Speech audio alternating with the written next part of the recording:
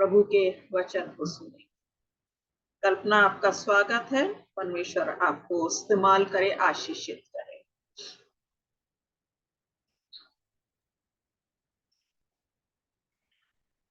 Praise the Lord. सभी को परमेश्वर का मैं सरल धन्यवाद दूंगी कि प्रभु ने अवसर दिया कि बहुत फिर से स्लो आवाज हाँ, आ रही है कल्पना।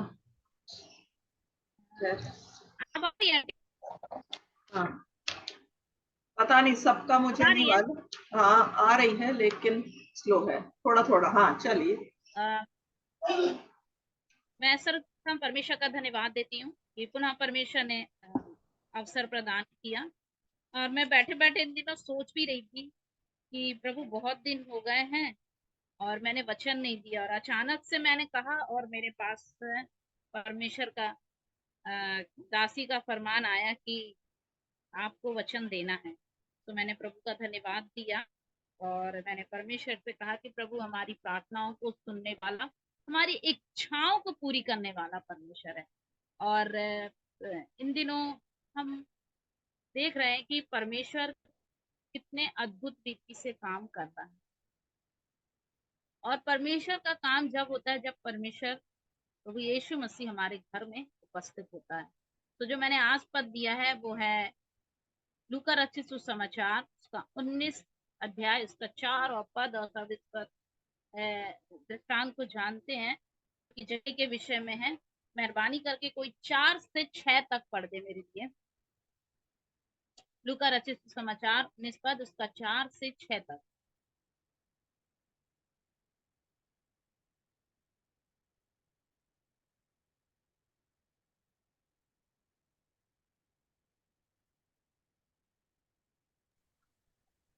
हाँ, मैं पढ़ रही हूँ। तब उसको देखने के लिए वह आगे दौड़कर एक कूलर के पेड़ पर चढ़ गया, क्योंकि वह उसी मार्ग से जाने वाला था। जब यीशु उस जगह पहुंचा तो ऊपर दृष्टि करके उससे कहा, हे जक्कई, झट उतर आ, क्योंकि आज मुझे तेरे घर में जाना अवश्य है। वह तुरंत उतरकर आनंद से उसे अपने घर में ले गया। यह देखकर सब लोग कुड़कुड़ा कर कहने लगे।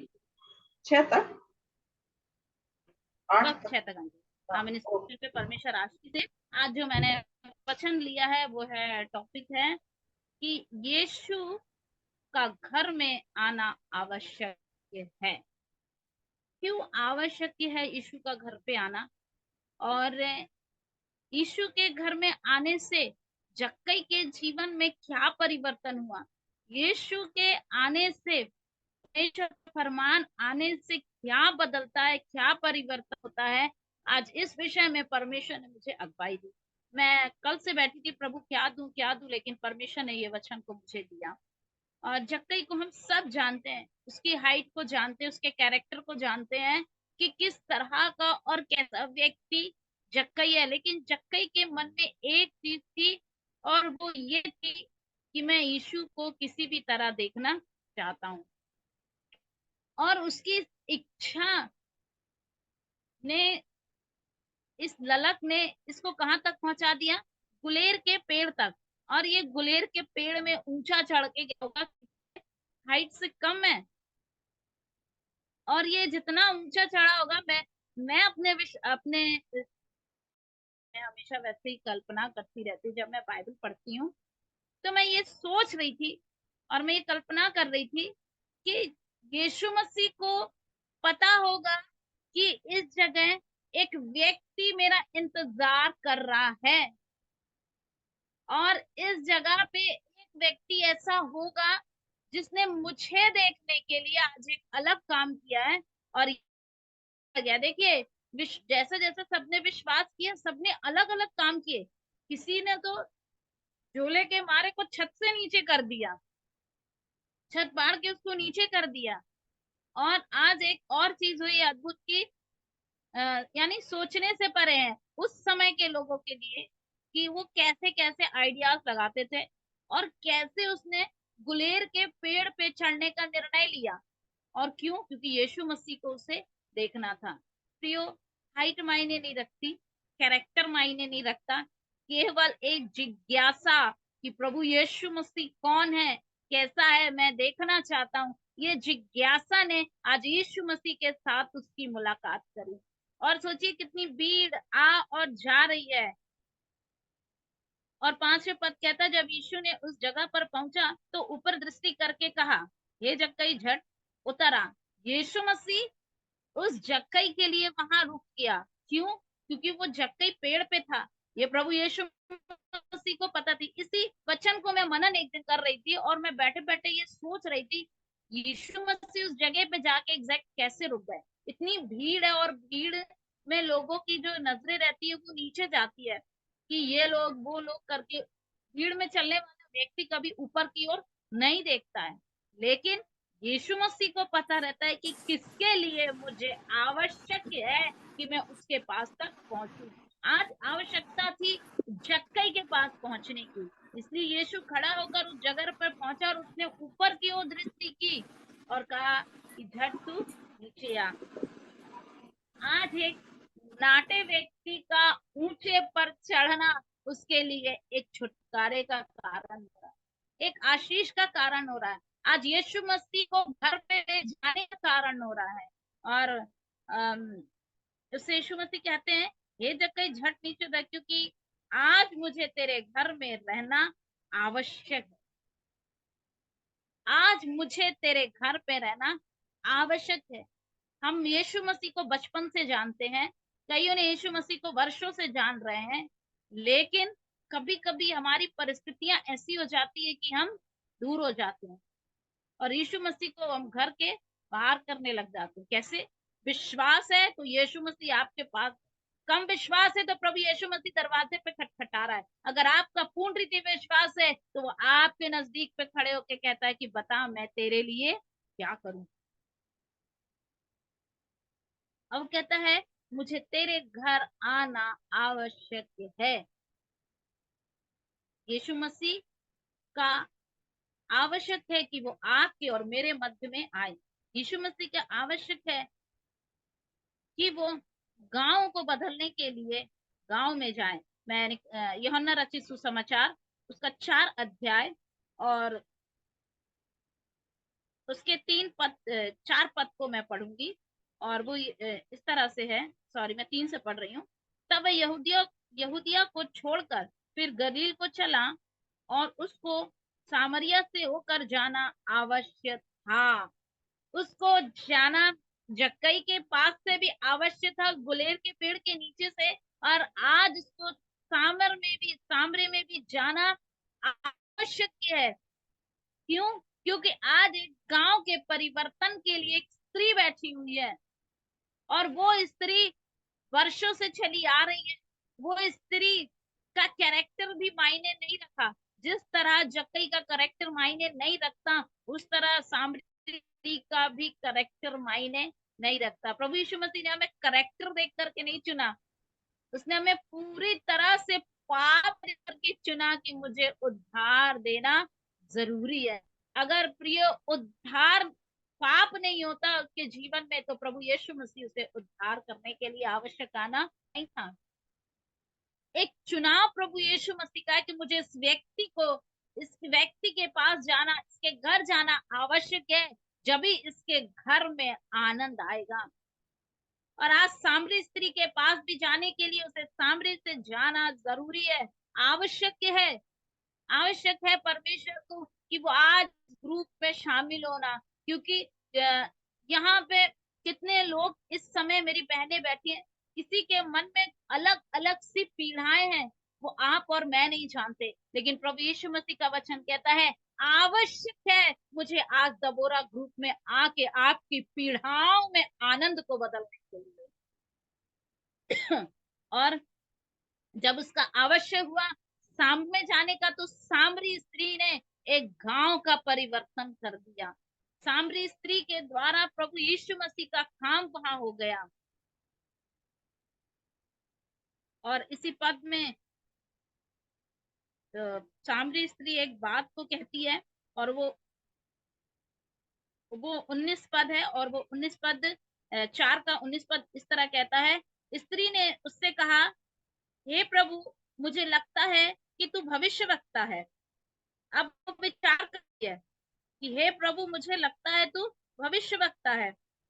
और बाद में वो इस विषय में भी कहती है कि जो आने वाला था वो तू ही है।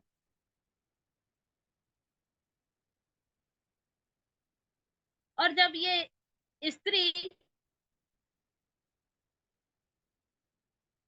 जिस तरह से प्रभु यीशु मसीह का आना इस स्त्री के जीवन में हुआ, और इसका जीवन परिवर्तन हो गया। इसका जीवन ही नहीं, लेकिन इसका गांव भी परिवर्तन हो गया। प्रभु यीशु मसीह हमारे द्वारा हमारे शहर को और हमारी जगह को और हमारे लोगों को परिवर्तन कराना चाहता है। जो आनंद जक्कई के घर जाना था, वो आनंद आज और आपके मेरे जीवन में, मेरे घर में, मेरे ग्रुप में भी शामिल है। और जक्कई के लिए केवल उसके लिए केवल यीशु मसीह के यहाँ जाना आवश्यक तो था, लेकिन केवल बैठना नहीं, उसके जाने से पहले उसके जीवन में परिवर्तन आने लगा। कैसा मैं मनुष्य हूँ, क्या मैं मनुष्य हूँ, मैं तो केवल देखने आया था, लेकिन उस यीशु मसीह ने मुझे आवाज दी। आप सोचिए आज उसके जीवन में कितनी बड़ी बात हो गई कि जो भीड़ उसके पीछे टूट पड़ती है, आज वो भीड़ को चीरता हुआ मुझसे कहता है कि तू झट नीचे आ जा। कितना अच्छा चुनाव परमेश्वर ने जक्कई के जीवन में किया कि तू झट नीचे आ जा। एक चुनाव को हम देखते हैं, जो कि हम देखते हैं पहला शामुएल उसका 16 अध्याय, और पहले पद को मैं पहले पढ़ूंगी। यहोवा ने शामुएल से कहा, मैंने शाऊल को इस्राएल पर राज्य करने के लिए तुच्छ जाना है। तू कब तक उसके विषय में विलाप करता रहेगा? अपने सिंह के तेल भर भर कर चल। मैं तुझको बेतसहम बेतसहम वासी येशे के पुत्र के पास भेजता हूँ, क्योंकि मैंने उसको उसके पुत्रों में से एक को राजा होने के लिए चुन लिया है। यीशु मसीह का फरमान आया किसके पास? शामुएल के पास। अब वो शामुएल नबी को कहता है कि तू जा, तेरा जाना यीशे के घर में अब आवश्यक है। क्यों? क्योंकि अब मुझे वहां से एक राजा चाहिए। और इस राजा का चुनाव किसने किया? परमेश्वर ने किया। और राजा होने के लिए चुना है किसने? परमेश्वर ने चुना। प्रभु यीशु मसीह ने ठीक गुलेर के पेड़ के नीचे खड़ा हो गया कि आवश्यक है मुझे यहाँ खड़ा होना और जक्कई को देखना। यीशु मसीह सामरिया से जाता है, कहता है मुझे आवश्यक है सामरिया में खड़ा होना, क्योंकि वहां सामरी स्त्री क्योंकि वहां सामरी स्त्री का चुनाव है। अवश्य है यीशु मसीह का, परमेश्वर का अपने दास को भेज के दाऊद का अभिषेक करने के लिए। और 11 पद में कहता है, तब शामुएल ने यिशै से कहा, क्या सब लड़के आ गए? वह बोला, नहीं, छोटा तो रह गया और वह भेड़ बकरियों को चरा रहा है। शामुएल ने यिशै से कहा, उसे बुलवा भेज, क्योंकि जब तक वह ना आए तब तक हम खाना को ना बैठेंगे। परमेश्वर के दास ने पूछा, क्या सब लड़के आ गए? यानी उसके पिता ने भी उसको रोक रखा था। एक नाबालिग लड़का जिसके चेहरे की लालिमा नहीं गई, जो अपने भाइयों की तरह युद्ध में विशेषज्ञ नहीं था और युद्ध में पारंगत नहीं था, और युद्ध में उसको लड़ने के लिए राजनीति की कोई समझ नहीं है, उस बालक के लिए परमेश्वर का चुनाव अपने दास के द्वारा आता है। प्रिय बहनों, आज हम और आप जब इस ग्रुप में बैठे हैं, तो ये चुनाव परमेश्वर की ओर से हुआ है कि आज हम वचन में सहभागी हो सके। ये परमेश्वर ने हमको चुना है कि बहन सपना आकर के आराधना कर सके, कि हर एक बहन अलग अलग हफ्ते आकर के यहाँ पर पे वचन दे सके, आराधना कर सके। ये परमेश्वर ने पहले से ही निर्धारित कर दिया कि हमको कहाँ खड़े करके उसको अपने लिए इस्तेमाल करना है। क्यों? क्योंकि शामुएल से परमेश्वर ने कहा कि जा तू यिशै के पुत्र के पास जा। और उस पुत्र को पता ही नहीं है वो पुत्र कहाँ है। आज वो पुत्र जंगलों में अपनी भेड़ बकरियों को, देखिए परमेश्वर किस पे चित्त लगाता है, जो एक रखवाले की भूमिका निभाता है, जो एक चिंता रखने वाले की भूमिका निभाता है, परमेश्वर उसको चुनना आवश्यक है। अगर आज परमेश्वर के कृपा होती तो आज हम और आप यहाँ बैठ करके परमेश्वर की आज्ञा नहीं सुनते, परमेश्वर के वचन को हर हफ्ते नहीं सुनते, और परमेश्वर के वचन को आप व्यक्तिगत रूप में नहीं चुनते। जिस तरह जक्कई को व्यक्तिगत रूप में परमेश्वर ने कहा मुझे तेरे घर आना आवश्यक है। पहला एनकाउंटर होता है मुझसे, फिर होता है मेरे परिवार से, फिर होता है मेरे गांव से, मेरे ग्रुप में। आप बहुत बहुमूल्य लोग हैं क्योंकि आप चुने हुए लोग हैं। आप एक याजकों की भूमिका निभा रहे हैं क्योंकि आप इस जगत के लिए उद्धार की ज्योति बन के जा रहे हैं। क्योंकि यीशु मसीह ने कहा कि तुम जगत की ज्योति हो, मैं जगत की ज्योति हूँ और तुम भी इस जगत की ज्योति हो। और हमें क्या करना है, परमेश्वर के वचन को लेकर के जाना है, केवल बैठने से नहीं लेकिन परमेश्वर के अभिषेक पाने से होगा। दाऊद तुझे नहीं पता लेकिन तेरा अभिषेक तेरे पास चल के आया है। दाऊद को कुछ नहीं पता कि आज तेरी जो रखवाली भेड़ों की जो तू करता है, तेरे लिए एक राजा होने का अभिषेक परमेश्वर ने चुन लिया। आज हम आप एक प्रार्थना योद्धा भी क्यों ना हो, आपका अभिषेक परमेश्वर ने अपने लहू से किया है कि आप एक दूसरे के लिए प्रार्थना का अभिषेक आपको दिया कि आप प्रार्थना करके, और प्रार्थना करने से बड़े बड़े गढ़ गिर जाते हैं। आपका और मेरा चुनाव इसलिए हुआ है कि हम देश के लिए चिंता कर सकें। जब देश का भार आया तो आंटी के पास आया और सबने ये चीज को कहा कि हम प्रार्थना करेंगे। आज जगह जगह एक अच्छी सरकार होने के लिए प्रार्थना है, आज जगह जगह एक बचाव के लिए प्रार्थना है, आज जगह जगह हम कहते हैं यीशु आने वाला है, यीशु आने वाला है। ये कब से सुन रहे हैं, 2000 साल पहले से यीशु आने वाला है, यीशु आने वाला है। लेकिन वो इसलिए नहीं आया कि और लोग जगत में बचाए जाएं और लोग उद्धार पाए। प्रियो, आपके और मेरे जीवन में कभी कभी ऐसी बातें आ जाती है जो हमारे जीवन में गिराने के लिए हो जाती है। दाऊद को पता नहीं था कि उसका अभिषेक होने जा रहा है, वो एक राजा बनने जा रहा है। आप और मैं राजकुमारी बनने के लिए चुने गए हैं। हालेलुया।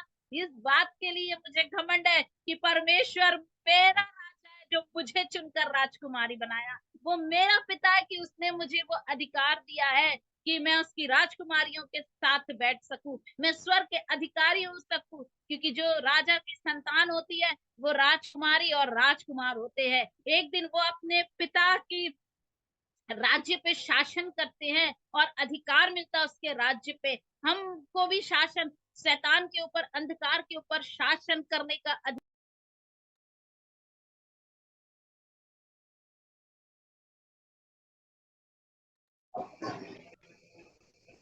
इस और आप ना भूले। क्यों? क्योंकि आज आपका और मेरा अभिषेक है। आइए हम देखते हैं एक एक व्यक्ति और देखते हैं आज जिसका पूर्ण रीति से परिवर्तन है। निकालेंगे प्रेरितों के काम, उसका 9 अध्याय, उसके 11 पद को पढ़ना चाहूंगी।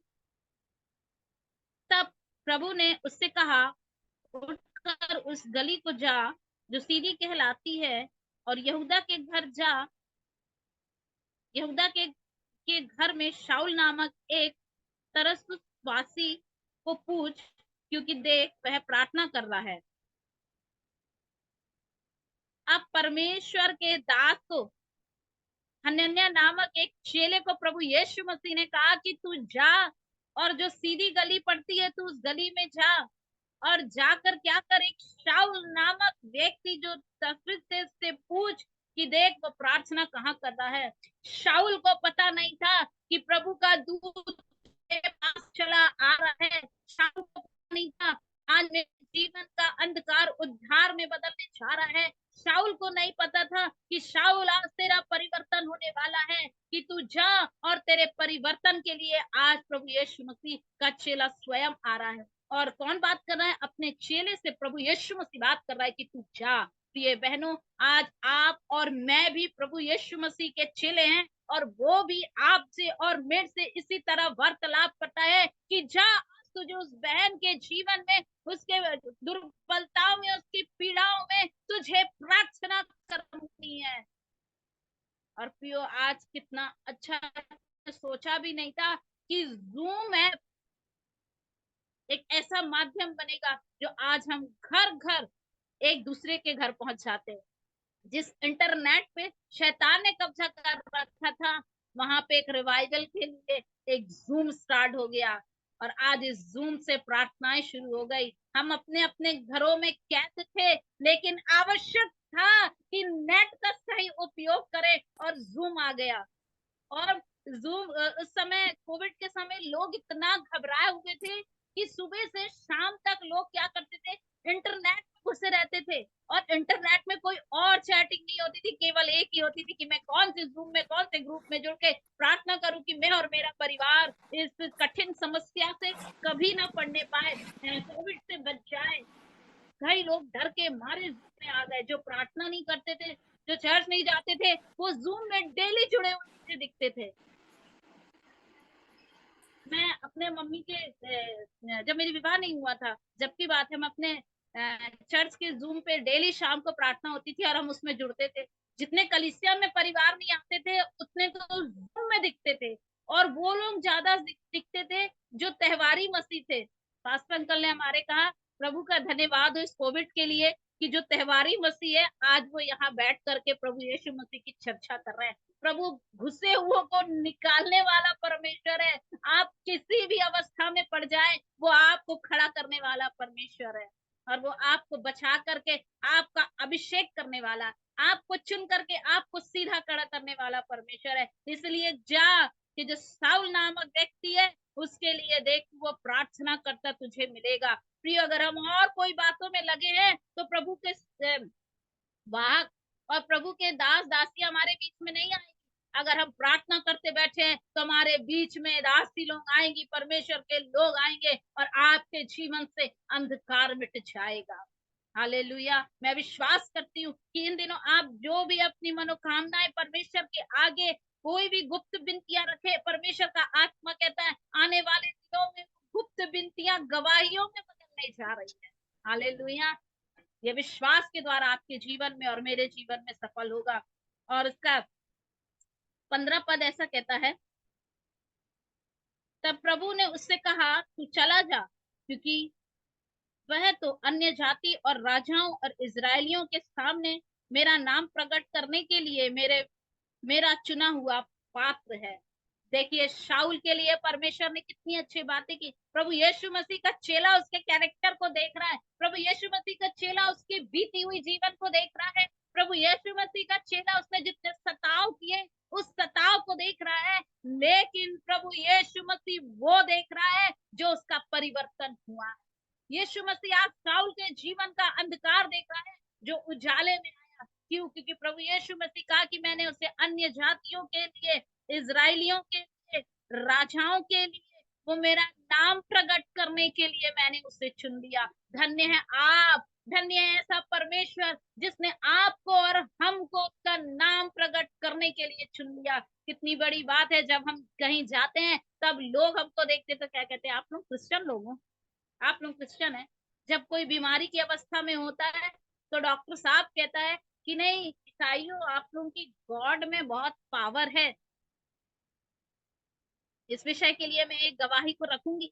मेरे सेकंड नंबर की दीदी जो बरगी में रहती है, गुलशन की, उनके बेटे को सांप ने काट लिया। और वो तो बरगी में ही ऐसा हो गया था कि बरगी के डॉक्टर ने जवाब दे दिया कि आप ले जाइए, शायद बच जाए जाते जाते, क्योंकि वहां का जो इतने देर घर पे भी वो रह गया, और बहुत उसको लाने में भी दिक्कतें होने लगी, और बहुत बारिश होने लगी। आने में भी उनको 1 से 1.5 घंटा का सफर लगा जबलपुर हॉस्पिटल। उनको कोई हॉस्पिटल नहीं मिला। सबसे पहले मेडिकल मिला, और मेडिकल हॉस्पिटल में गए तो वहां उसके पूरे मुंह से फेन निकल रहा था, और डॉक्टर ने बोला कि पहले तो सोचा पॉइजन खाया, जब उसे चेक किया तो बोले नहीं, इसे सांप नहीं काटा है। उसका ट्रीटमेंट जल्दी जल्दी जल्दी शुरू होने लगा, और वो पूरी तरह से डॉक्टर ने कह दिया कि हम कोशिश कर सकते हैं पर चांस कुछ नहीं बचे हैं, क्योंकि इसकी हार्ट बीट भी नहीं समझ में आ रही थी। डॉक्टर उसे प्रेस कर रहे थे, बार बार उसके चेस्ट में इंजेक्शन लगाया गया और डॉक्टर बहुत प्रयास कर रहे थे और हम प्रार्थना कर रहे थे।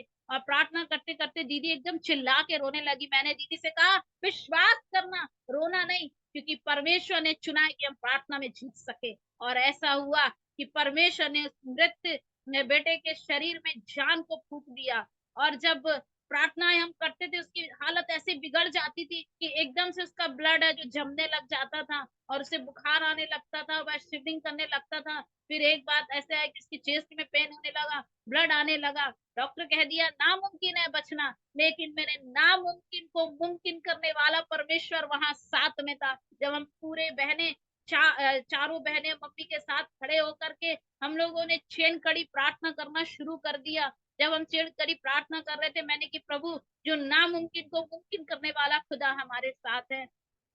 और वो क्रिटिकल कंडीशन से वो उसका ब्लड निकल के जमने लगा, उसका ब्लड निकला।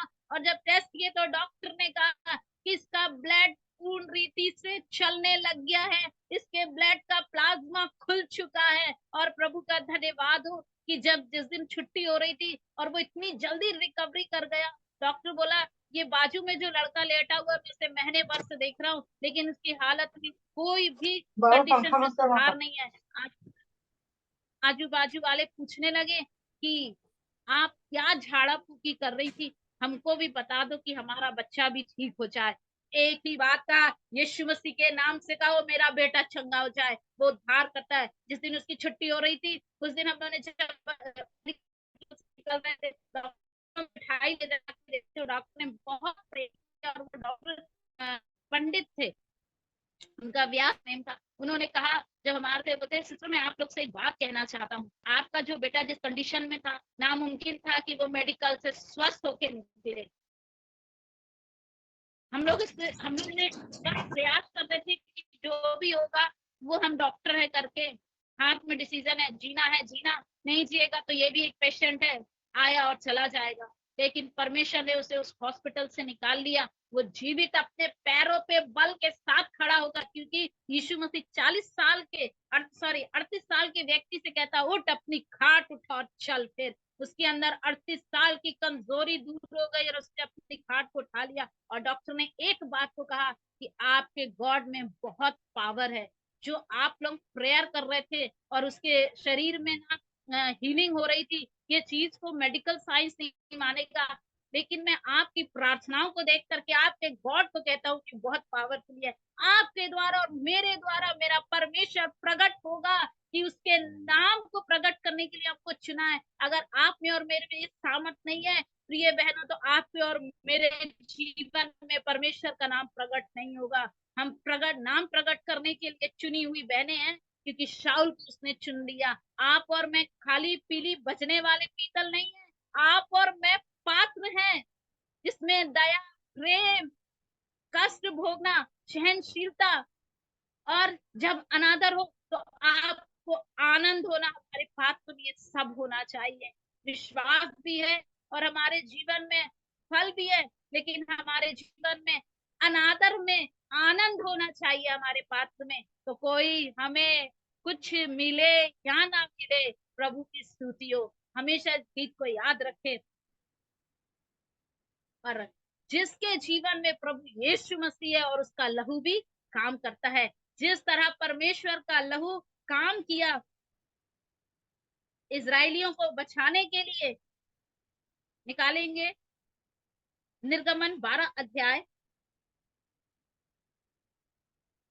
उसका 23 पद, अंतिम पद है ये। कोई प्लीज मेहरबानी करके जोर से इसको एक बार पढ़ दे। निर्गमन 12 अध्याय उसका 23 पद।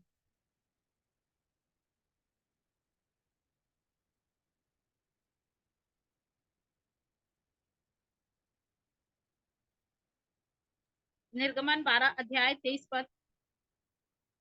क्योंकि यहोवा देश के बीच होकर मिस्रियों को मारता जाएगा, इसलिए जहां जहां वह चौखट के सिरे और दोनों अलंगों पर उस लहू को देखेगा, वहां वहां वह उस द्वार को छोड़ जाएगा और नाश करने वाले को तुम्हारे घरों में मारने के लिए ना जाने देगा। आवश्यक है कि मेमने का लहू आपकी और मेरी चौखटों पे होना चाहिए, क्योंकि जिस जिस के घर के चौखट पे ये लहू लगा है उसके घर में मृत्यु नहीं पहुंचेगी, उसके घर में अनंत जीवन पहुंचेगा।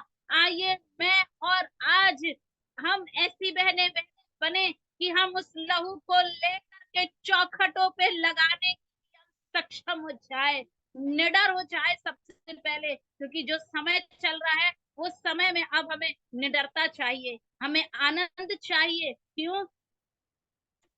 क्योंकि इसलिए जहां जहां वह चौखट के सिरे और दोनों अलंगों पर उस लहू को देखेगा, वो वहां उस द्वार को छोड़ जाएगा और नाश करने वालों को तुम्हारे घरों में मारने के लिए ना जाने देगा। देखिए, नाश करने वालों को आपके घरों में जाने नहीं देगा। आज लाल आंटी की हमने गवाही को सुनी, आज लाल आंटी के लिए परमेश्वर ने नाश करने वाले ऐसे अंधकार को नहीं भेजा, इस अवस्था में उनकी हड्डियों को तोड़ के नुकसान पहुंचाए।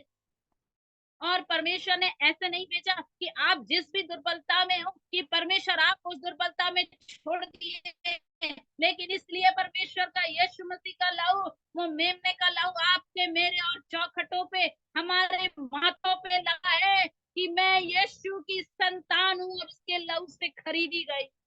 मैं परमेश्वर का हृदय से धन्यवाद देती हूँ कि उसने वो छाप मेरे ऊपर छोड़ी है। आज पहले मुझे डर लगता था मरने का, लेकिन अब नहीं लगता। मैं जब तक जीऊं मसीह की सेवा करूं और जिस दिन मरूं उस दिन मैं सेवकाई करते हुए एक शहीद की तरह अपने जीवन को त्याग दूं। अंतिम तक हम इस धीरज को बांधे रखें और निडरता से रहें कि चाहे कोई कुछ भी कहे, मुझे परमेश्वर का काम करना है। मरना तो सबको है एक दिन, लेकिन मैं मरना नहीं चाहती हूँ, मैं प्रभु में शहीद होकर के सोना चाहती हूँ। मैं एक दिन इस बात को डिस्कस कर रही थी एक जन से, तो एक बहन से मैं कर रही थी, मैंने कि देखो, जो और लोग मर जाते हैं और लोग एक दूसरे के लिए, जो प्रभु को नहीं जानता है, जो वो क्या कहते हैं, अरे हमारा विश्वासी शांत हो गया, सॉरी, हमारे लोग मर गए, खबर कैसे आती, जल्दी आओ, फलाना व्यक्ति मर गया। लेकिन जब विश्वासियों के घर ऐसी घटना होती है तब क्या कहते हैं, या कोई दास चला जाता है, लिख कर क्या आता है और बोला क्या जाता है, प्रभु में वो दास सो गया है। ये नहीं कहते उसकी मृत्यु हो गई, ये कहते सो गया, क्योंकि वचन कहता है जो प्रभु में सो गए एक दिन उसकी आवाज सुनकर उठ जाएंगे, और जो मर गए उसी मृत्यु को जाएंगे। इसलिए आप और मैं कहे, प्रभु जब भी आए हम शहीदों की तरह अपनी अच्छी कुश्ती को पौलुस की तरह लड़के जाने पाए। हे शाऊल, आज तेरा परिवर्तन है। हे शाऊल, आज तू पौलुस बनने जा रहा है, तेरे को पता नहीं है, आज तू शाऊल है। यीशु मसीह ने तेरा नाम शाऊल लेके कहा, लेकिन कहा मैंने उस शाऊल को चुन लिया है कि वो मेरे नाम को प्रकट करेगा। आपको और मेरे को मसीह यीशु ने चुन लिया है कि आज मेरे और आपके नाम का परिवर्तन हो गया है। आज मेरा और आपका नाम सरनेम बदल जाए, लेकिन आपका और मेरा नाम प्रार्थना योद्धा के रूप में आया, क्योंकि भजन संहिता कहती जब परमेश्वर की इच्छा होती है तब सुसमाचार सुनाने वालियों की सेना खड़ी हो जाती है। आपका और मेरा सुसमाचार सुनाने वाली स्त्रियां हैं। आपका और मेरा नाम सुलेमान के नीति वचन में कहा गया है, धन्य है वे स्त्री जो यहोवा का भय मानती है। सारी बातें झूठी है। आज से हम कहे मारा यीशु जल्दी आइए। एक बार हम जब डिस्कस कर रहे थे तब इस बात के लिए कहा यीशु कब आने वाला है, यीशु कब आने वाला है। अभी बहुत से लोग हैं जिनके पास उद्धार नहीं पहुंचा। प्रभु यीशु मसीह, हम अंत के दिनों के फर्स्ट में है, और इस फर्स्ट में हम जब पहले कदम में चल रहे हैं, ये पहला कदम आपके और मेरे लिए यीशु के नाम के रिवाइवल का है, यीशु के नाम के छुटकारे का है। पारिवारिक समस्याओं में उलझ कर, उस चिंताओं में बार बार वही प्रार्थना करने के लिए टीवी सीरियलों की तरह हम नहीं कि घर की वही झंझटे, वही झंझटे, वही झंझटे, प्रार्थना तड़पना उस चीज के लिए, रोना उस चीज के लिए नहीं है। अब प्रार्थना है आपके और मेरे जीवन से रिवाइवल होना चाहिए, आपके और मेरे जीवन से चिन्ह और चमत्कार होना चाहिए। क्यों? क्योंकि प्रभु यीशु मसीह ने कहा कि मैं तुम्हें अधिकार देता हूं कि जो मैं करता हूं उससे बढ़कर तुम करो। आइए हम अपने कदम को बढ़ाएं और एक कदम और आगे बढ़े कि आज हम जागृति की बहनें बन जाएं, आज हम चमत्कारी बहनें बन जाएं, आज हम सामरी स्त्री की तरह अपने गांव में संदेश लेके पहुंच जाए। करेक्टर कोई बात नहीं थी, जो स्त्री को कोई पसंद नहीं करता था, जो स्त्री से कोई बात करना नहीं बात करना नहीं चाहता था। मेरा ख्याल ऐसा है कि सुबह उठ के कोई उसका मुंह भी देखना नहीं चाहता होगा। ये बोलते हैं कि आप शगुन का मुंह देख लिया, कैसी औरत का मुंह देख लिया। लेकिन जिस दिन यीशु मसीह से उसका एनकाउंटर हो गया, यीशु मसीह का आवश्यक हो गया सामरी से जाना, सामरी स्त्री से मुलाकात करना, उसने प्रभु के संदेश को सुनाया कि मुझे एक ऐसा मिला जो जीवन का जल देता है, जिसने मेरे विषय में सारी बात कही, आओ चलो तुम उससे मिलो। जब यीशु मसीह की वो सुसमाचार सुनाने वाली सेना में बात को गांव ने सुनना शुरू कर दिया, उसकी बात को गांव ने वालों ने ध्यान से सुन लिया।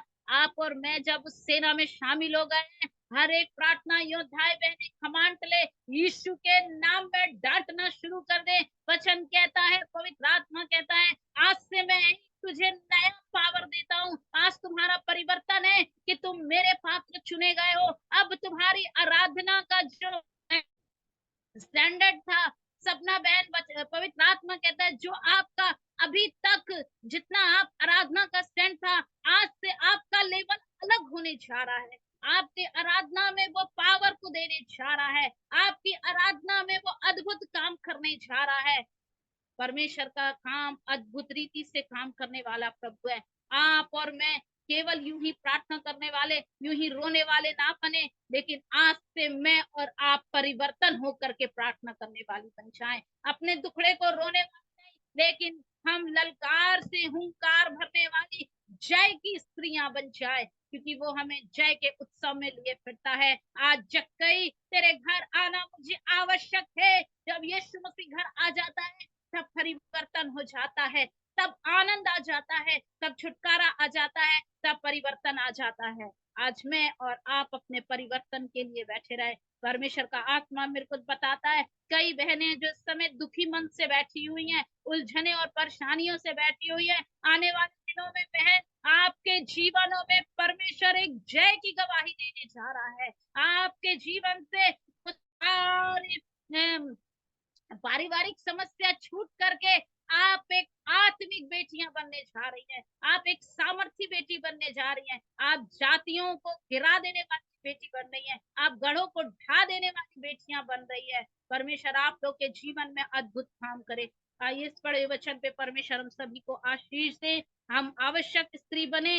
आवश्यक है कि परमेश्वर आपके और मेरे घर में, और आपका और मेरा घर है, कहता है तुम्हारा मंदिर परमेश्वर, तुम्हारा मन परमेश्वर का मंदिर है, और परमेश्वर हाथ के बनाए हुए मंदिर में नहीं रहता, वो आपके और मेरे मंदिर में है। आइए आवश्यक है कि इस मंदिर को आज हम सजाए। आज आवश्यक है इस मंदिर में हम सामर्थ को, दुगने सामर्थ को भरे। आज आवश्यक है कि प्रभु यीशु मसीह आपके और मेरे मंदिर में प्रवेश करे, क्योंकि हम उसके चुने हुए पात्र हैं। अपने आप को कमजोर ना समझे। मैं एक बलवंत स्त्री हूँ जो यीशु के नाम में सब कुछ कर सकती हूँ। हालेलुया। परमेश्वर आशीष दे। आई अपनी आंखों को सरों को दिखाएं, हम परमेश्वर के पास जाएं। Thank you Jesus. हालेलुया। मैं प्रार्थना करने के बाद एक छोटी सी गवाही को दूंगी अपनी, और फिर उसके बाद में आंटी के हाथ दूंगी। Thank you Lord. परमेश्वर पिता धन्यवाद देती हूँ प्यारे प्रभु, आपने अवसर प्रदान किया कि प्यारे प्रभु तेरा वचन कहता आवश्यक है कि मैं तेरे घर आऊं। हाँ मेरे प्रभु, आवश्यक है कि आप मेरे परमेश्वर पिता सामरी को जाए। आवश्यक है मेरे प्रभु कि आप शाऊल का परिवर्तन करें और उसे पौलुस बनाए। आवश्यक है परमेश्वर पिता कि दाऊद को तूने पिता राजा की तरह चुन लिया। आवश्यकता थी मेरे प्रभु जी कि तेरा लहू चौखटों पे लगे, कि वहां नाश करने के लिए मारने वाली आत्मा ना जाए। प्रभु सबको अपने प्रेम से भरिए खुदा। आज जिन जिनकी जो आवश्यकता है प्यारे प्रभु तेरे सामर्थ में पूरी होने पाए। सभी को आशीष देना। और प्यारे प्रभु, इस वचन के द्वारा मेरे परमेश्वर पिता हम सबों के जीवन में प्यारे प्रभु आज आवश्यकता के अनुसार हमारे परिवार के सदस्यों का परिवर्तन होने पाए और वो भी चुने हुए पात्र बनने पाए। जो पीछे है वो आगे की इच्छा है मेरे प्रभु, क्योंकि यह सत्य वचन जल्द पूरा होने जा रहा है। खुदा मैं आपको कोई बीमार है तो कोई हताश निराश परेशान है पिता, आज यीशु के नाम में छुटकारे को बोलते खुदा। प्यारे प्रभु सारा आदर महिमा मैं आपको देती हूँ, यीशु के नाम से मांग, आमीन। परमेश्वर ने आपको और मेरे को चुना। जब परमेश्वर ने मुझे चुना तब मेरी बाल अवस्था थी, मैं जल्दी जल्दी कहना चाहूंगी, और उस अवस्था में परमेश्वर ने मेरे पिता को ले लिया। और जब मेरे संसार से चले, मैंने उनकी सेवकाई को देखा कि वो उनको गिफ्ट था दुष्ट आत्माओं का। और उस समय का जो समय था, मैं कहूँ 2000 और 19 के बीच का जो समय था, वो लोग उस समय अंधविश्वास में ज्यादा थे और दुष्ट आत्माएं सभी के ऊपर बहुत प्रबल होती थी और झाड़ फुकाई ये सब बहुत होता था, इतना जागृत होना। और मेरे पापा को अगुवाई होती थी और लोग बुलाते थे और वो प्रार्थना के लिए शाम को जाया करते थे ड्यूटी के बाद। गवर्नमेंट सर्वेंट थे। जब उनका निधन हुआ तब मैं बहुत टूट गई। और मैं बचपन से जब पापा घर में नहीं होते थे तो मैं प्रार्थना करती थी और दुष्ट आत्माएं निकलती थी, मैं बहुत हंसती थी और खुश होती थी कि गिर गया।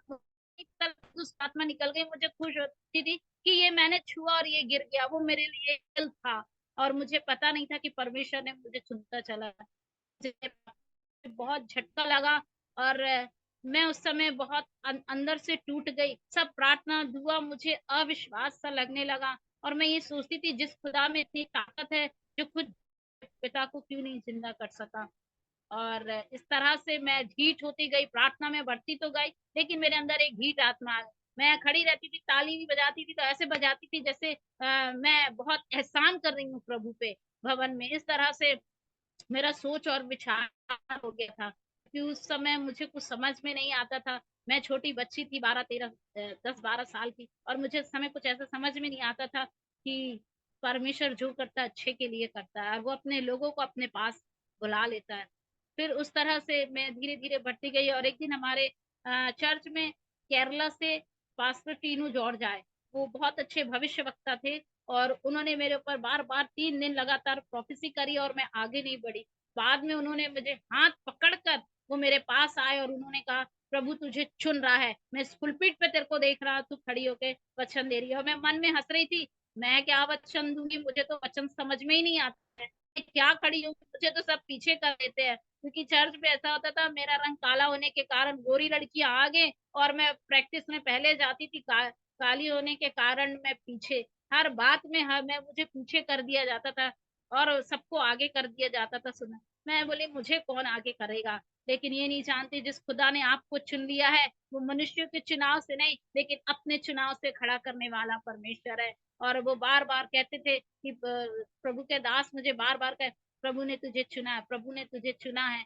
लेकिन जिस दिन मेरी मम्मी ने मुझे कहा कि तेरे पापा को परमेश्वर ने कितना सामर्थ्य, उस सामर्थ में तुझे खड़े होना है। मैं अपनी अवस्था में चल रही, मुझे डांस बहुत अच्छा लगता था, मुझे एक्टिंग बहुत अच्छी लगती थी, मेरा रुझाव इसमें बहुत ज्यादा था। जो स्टेप मैं टीवी में देख लेती थी वो स्टेप मुझसे बिल्कुल वैसे ही बनने लगते थे। और जो मैं एक्टिंग देखती थी जिसकी बिल्कुल हूबहू मैं वैसे ही करने लगती थी। और आज भी ऐसा टैलेंट है कि मैं एक्टिंग कर लेती हूँ थोड़ी बहुत। तो इस तरह से मेरे अंदर संसार बसने लगा और प्रभु यीशु मसीह मुझसे कहीं दूर होने लगा, मैं यीशु मसीह से दूर होने लगी। लेकिन जिस दिन परमेश्वर पकड़ता है, जिसको उसने पकड़ा है वो छोड़ता नहीं है। आखिरकार उसने मुझसे अपनी सेवा ली और ऐसे दुष्ट आत्मा एक जन ग्रसित थे, हम बरगी से छिंदवाड़ा चले गए और परमेश्वर ने वहां अद्भुत काम किया। और आप यकीन नहीं मानेंगे कि परमेश्वर ने इतना अद्भुत वहां से पकड़ा मुझे कि प्रभु ने वहां से जो सेवकाई करते लेके आई, फिर उसके बाद परमेश्वर ने एक भविष्य वक्ता के रूप में खड़ा किया, महाराष्ट्र में सेवा ली, परमेश्वर ने देहरादून पे लेके गया, परमेश्वर ने मसूरी में इस्तेमाल किया, दिल्ली में इस्तेमाल किया, कलकत्ता में इस्तेमाल किया, छत्तीसगढ़ में प्रभु ने इस्तेमाल किया। जगह जगह परमेश्वर मुझे बुलाने लगा और प्रोफेसी परमेश्वर मुझसे बहुत कराने लगे। पिछले अगला सब परमेश्वर लेकिन प्रोफेसी प्रोफेसी करते करते मैंने कहा प्रभु ये प्रोफेसी हो रही है और लोग धड़ाधड़ बहुत बुलाते चले जा रहे हैं। मैं और मम्मी का घर नहीं रहना हो पाता था। मैं दिनों तक इतना टाइम नहीं रहता था कि मैं अच्छे से बाल वाल भी बना लूं और वो हो जाऊं। और हम कई दिनों तक दीदी लोग के घर भी नहीं जा पाते थे, ऐसा इतना व्यस्त था। लेकिन एक दिन पवित्र आत्मा ने कहा बहुत भविष्यवाणी, क्योंकि मैंने अपने नाम से ज्यादा महत्व वचन को दिया है और इस वचन में को थामे रख। जब मैंने वचन से सहभागिता शुरू करी तब मैं वचन से ही भविष्यवाणी करने लगी और मैंने कहा एक भविष्यवाणी सच है और वो है यीशु मसीह उद्धार करता है और जो कोई अपने आप को उसके लहू में धो लेगा वो उसको लेने आएगा। इसलिए तैयार रहो, एक सच्ची भविष्यवाणी है, यीशु मसीह जगत में आ रहा है और वो आपको ले जाएगा। इसलिए तैयार रहे कि हम उसके साथ जा सके। ये सच्ची भविष्यवाणी है। भविष्यवाणी पे आपको यकीन करके चलना है। घर दौलत संपत्ति सब मिलेगी क्योंकि यीशु मसीह ने निर्धन होकर आपको धन दिया। जब इस वचन की ओर लेके गई परमेश्वर ने अद्भुत प्रकाशन देना शुरू कर दिया। तो परमेश्वर ने बचपन से इस्तेमाल कर रहा है, आज तक प्रभु इस्तेमाल कर रहा है। प्रार्थना करें कि परमेश्वर हमेशा यूं इस्तेमाल करते रहे। सारा आदर महिमा प्रभु को देती हूँ। प्रभु का धन्यवाद और आंटी का भी धन्यवाद। यीशु के नाम में मैं सभी को ब्लेस करती हूँ।